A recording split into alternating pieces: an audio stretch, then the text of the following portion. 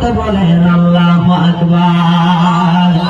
আর প্রাণ জোর ভাষায় বলেন ইয়া রাসূলুল্লাহ। উচ্চ আওয়াজে বলুন ইয়া ওয়ালিয়াল্লাহ। বন্ধুরে আমার,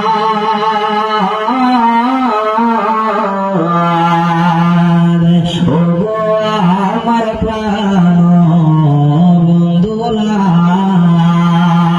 ও মুরব্বি বাবা, ও পর্দার আড়ালের মা, ও যুবক ভাইরা গভীর মনোযোগ অন্তরের মাঝে কানটা লাগাইয়া দেন। সময় অল্প, গানে বামে যাব না, ভূমিকা রাখব না। আমার আল্লাহ রাব্বুল আলামিন আমার নবীকে বানিয়েছেন। আমার নবীর প্রতি আমাদের মহব্বতের দরকার আছে না? আমার নবী বলেন আলা ঈমান লিমান লা মুহাব্বাতা লাহু। যার ভিতরে গো, যার ভিতরে আমি নবীর জন্য মহব্বত নাই, তার ভিতরে ঈমান নাই কি নাই? অতএব বোঝা গেল নবীর জন্য ভালোবাসা লাগবে। আল্লাহ মানা নবী মানা নয়, নবী মানলে আল্লাহ মানা হয়, ঠিক না বেটি? আল্লাহ মানা নবী মানা নয়, নবী মানলে আমার নবীর একজন পাগল আমার নবীর দরবারে আসলেন। আসার পরে ডাক দিয়ে বলেন ইয়া রাসূলুল্লাহ, নবী গো, ও মায়ার নবীজি আমার, ইয়া রাসূলুল্লাহ নবীজি, ও মায়ার নবীজি, আমি আপনার সব সুন্নাত পালন করলাম, কিন্তু আপনার একটা সুন্নাত আমি পালন করতে পারি নাই। আমার নবী ডাকতে বলেন সাহাবে, ও সালামি, তুমি কোন সুন্নাত পালন করতে পারো নাই? সালামি ডাক দেন ইয়া রাসূলুল্লাহ, ইয়া হাবিবাল্লাহ, নবী গো আমার,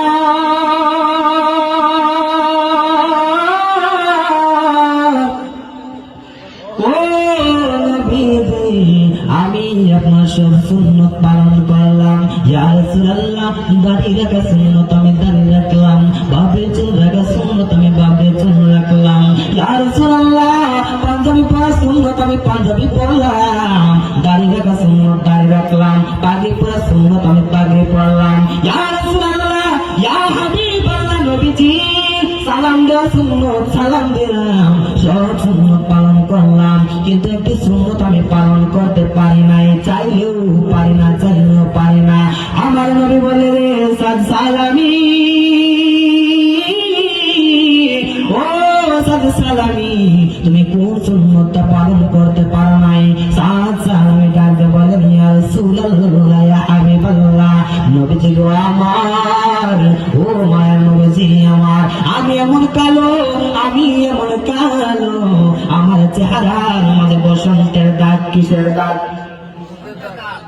আমার চেহারার মধ্যে বসন্তের দাগ, চেহারাটা এমন কালো।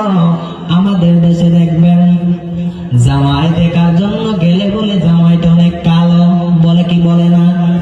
জামাইয়ের মুখের মাঝে বসন্তের দাগ। কিসের দাগ? আর মেয়ে দেখতে গেলে যদি একটু কালো হয়, বাপরে বাপ খাইছে, আর ওইদিকে দেখতে পারবেন না। ও মা, ও বাবা, আপনার জবান ছেড়ে বলুন, কালো যিনি বানিয়েছেন সুন্দর তিনি বানিয়েছেন, জবান ছেড়ে বলুন আমাদেরকে বানানোর মালিকটাকে।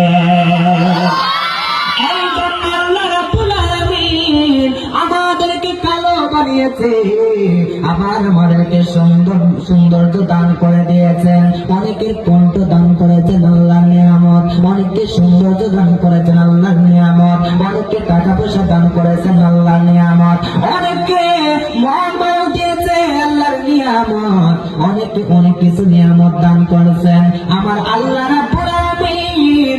আমাদেরকে চেহারাটা নিজ হাত দ্বারা, কুদরতি হাত দ্বারা আমাদের চেহারা বানিয়েছে। আল্লাহু আকবার বলে।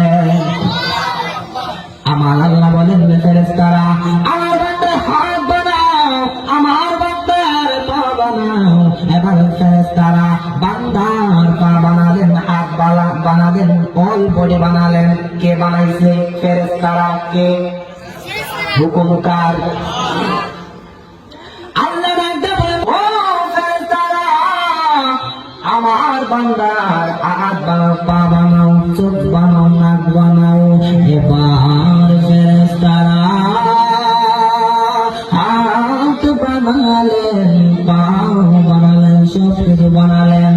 আমার আল্লাহ ডাকতে বলে, ফেরেশতারা, ও ফেরেশতারা, এই চেহারাটা তোমরা বানায়ো না, তোমরা বানাতে পারবা না, কারণ আমার বান্দার চেহারাটা আমি আল্লাহ নিজের পছন্দ মতো বানাবো।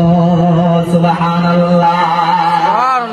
এই জন্য ফি আই সূরাতিন মা শাআ রাক্কাবাক, আমার আল্লাহ বলেন বান্দার চেহারাটা আমি আল্লাহ বড় মায়া মায়া করে বানাইছি। মায়া নিদনে হারাইলাম ঘুমের ঘরে স্বপনে, আর কি দেখা হবে গো যুবক ভাইরা জীবনে। রংমহলে থাকবা গো বন্ধু পালঙ্গে শুইয়া, কোন সন্ধানে আজরাইল ঢুকিল আসিয়া, দুয়ারে প্রহরী থইয়া প্রবেশ করলো কেমনে, আর কি দেখা হবে গো ফটিক সরে বাসে জীবন। বলেন আল্লাহু আকবার।